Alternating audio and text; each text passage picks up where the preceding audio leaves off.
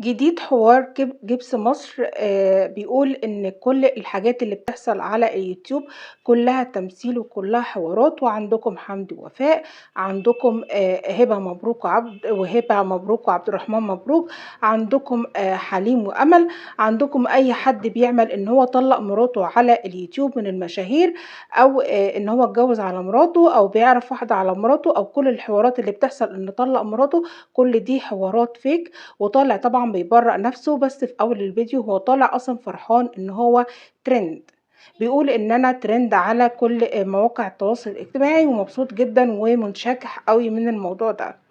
الجديد كمان إن أم سليم طالعة تقول إن أصالة اللي هي معروفة، اللي هي مي المعروفة بأصالة جبس، إن هي متجوزة أصلًا جبس عرفي، وما زالت ومستمرة إن هي بتشوه سمعة أصالة اللي هي مي.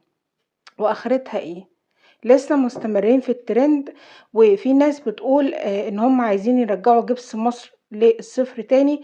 عايزة أقول لكم إن الناس بتحب الفرجة ومحدش هيلغي الاشتراك، لو 10 هيلغوا هيرجع 20 زيهم يشتركوا عند جبس تاني في القناة. الناس بتحب الفرجة وبتحب الفضايح وبتحب المشاكل، وجبس ومراته فرحانين من اللي بيحصل ده، بالعكس مش زعلانين خالص. بس